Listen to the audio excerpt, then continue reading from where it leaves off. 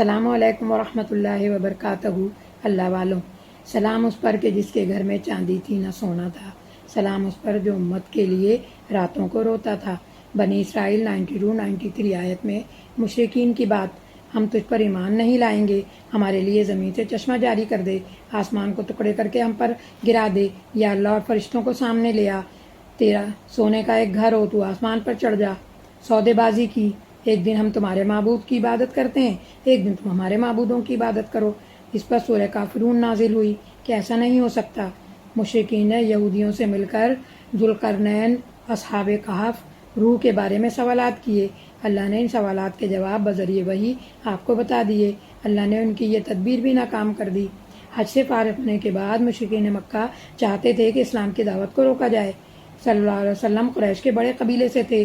ابو طالب کی سپورٹ کی وجہ سے مشرکین مکہ صلی اللہ علیہ وسلم کو نہیں روک سکتے تھے، تو انہوں نے جو دین اسلام میں شامل ہو گئے یا ہو رہے تھے، ان کو کمزور کرنے اور ان کو ڈرانے کی کوشش شروع کر دی تاکہ لوگ خود ہی دین کو چھوڑ دیں۔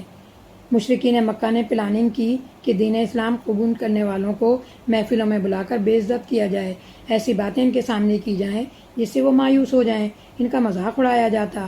کوئی دولت مند اسلام قبول کرتا، اس کو تجارتی نقصان کی دھمکی دی جاتی۔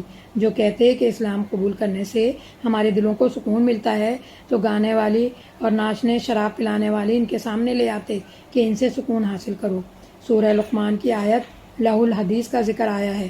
علماء نے کہا لہ الحدیث بیکار باتیں جس کے ذریعے اللہ کے بندوں کو اللہ سے دور کیا جاتا ہے، انٹرٹینمنٹ کے ذریعے دین سے دور کرنے کی کوشش کرتے، جیسے آج کے دور میں چھوٹے بچوں کو کارٹون کے ذریعے اللہ اور رسول کی سیرت سے دور کیا جا رہا ہے۔ عورتوں کو T V drama series talk show میں لگا دیا، وہ ڈرامے کی ہیروئن بن کر زندگی گزارنا چاہتی ہیں۔ بے حیائی کو پروموٹ کیا جا رہا ہے۔ نوجوانوں کو میچ کے سیریز اور زیادہ دولت حاصل کرنے میں مصروف کر کے قرآن و سنت سے دور کیا جا رہا ہے۔ ان کے آئیڈیل نوجوانوں کے کرکٹر اور فلمی ہیرو ہیں۔ وہ سمجھ رہے ہیں کہ یہی زندگی ہے جو غیر مسلم اور نام کے مسلمان گزار رہے ہیں۔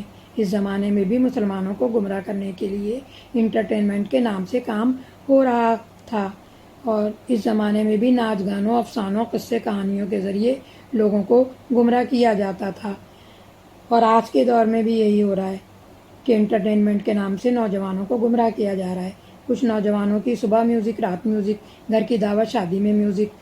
نبی صلی اللہ علیہ وسلم نے شادی کے طریقے، خوشی غمی، عید منانے کے طریقے، لباس سے لے کر کھانے پینے، سونے جاگنے، مہمانداری، اولاد کی تربیت، رشتہ داروں سے تعلقات، پڑوسی، مسافر، جاب، بزنس، نکاح، جنازہ، پیدائش، مرنا جینا، ساری تعلیمات ہمارے سامنے آسان انداز میں بیان کر دی، اور خود عمل کر کے بھی نبی صلی اللہ علیہ وسلم نے دکھایا۔ ہماری ذمہ داری ہے کہ ہم اپنے آپ کو، اپنی عورتوں اور بچوں کو، اپنے گھر والوں کو شیطانی انٹرٹینمنٹ کے شر سے محفوظ رکھیں۔ زندگی کے ہر مسئلے کا حل قرآن مجید اور سیرت نبی میں موجود ہے۔ ایک دن رسول صلی اللہ علیہ وسلم چند سرداران قریش کے پاس سے گزرے، انہوں نے طنز کیا، مذاق اڑایا۔ آپ صلی اللہ علیہ وسلم کو رنج ہوا۔ اللہ نے تسلی کے لیے سورہ انعام آیت 10 نازل کی۔ یقیناً آپ سے پہلے بھی رسولوں سے مذاق کیا گیا تھا، پھر ان لوگوں کو جنہوں نے ان رسولوں سے مذاق کیا تھا عذاب نے گھیر لیا۔ مذاق اڑانے والوں کے لیے سورہ حجر آیت 95 اتری۔ بلا شبہ ہم مذاق کرنے والوں کے مقابلے میں آپ کو کافی ہیں۔ اسود بن عبد المطلب بن اسد روایت کرتے ہیں کہ ابو جہل، عتبہ بن ربیع، شیبہ بن ربیع، ولید بن مغیرہ، ولید بن عتبہ، امیہ بن خلف، ابی بن خلف، اسود بن یغوث، عتبہ بن ابی معیط، نضر بن حارث، حسن بن شریق نے مذاق اڑایا اور یہ ہلاک کر دیے گئے۔ کوئی اندھا ہوا، کسی کو استسقاء کی بیماری ہوئی، کسی کو پاؤں کے زخم کی وجہ سے موت آئی، کسی کو کانٹے چبھنے سے موت واقع ہوئی، کسی کے سر میں پیپ پڑ گئی، اس سے اس کی موت ہو گئی۔ ابو جہل جنگ بدر میں مارا گیا اور سب کا انجام برا ہوا۔ صحیح بخاری 2934، طبرانی 562۔ قریش دیکھ رہے تھے کہ آیت نازل ہوتی چلی جا رہی ہیں، وہ اس پر عمل بھی کر رہے ہیں اور دعوت بھی دے رہے ہیں، زندگی کے معاملات بھی ادا کر رہے ہیں، ان کے اخلاق، عقائد قائم اور مضبوط ہو رہے تھے۔ جیسے جیسے اسلام کی تعلیمات واضح ہوتی جاتی، مشرکین مکہ کے آباء و اجداد کے دین سے لوگ خود ہی دور ہوتے چلے جاتے۔ آپ صلی اللہ علیہ وسلم وہاں موجود تھے، لوگ ان کے اخلاق اور قرآن کی نزول کی کیفیت کو دیکھ رہے تھے۔ اس طرح مکہ میں منظم گراؤنڈ بن رہا تھا، جس کی وجہ سے مشرکین مکہ پریشان تھے۔ اس کے لیے وہ طرح طرح کے حربے استعمال کر رہے تھے۔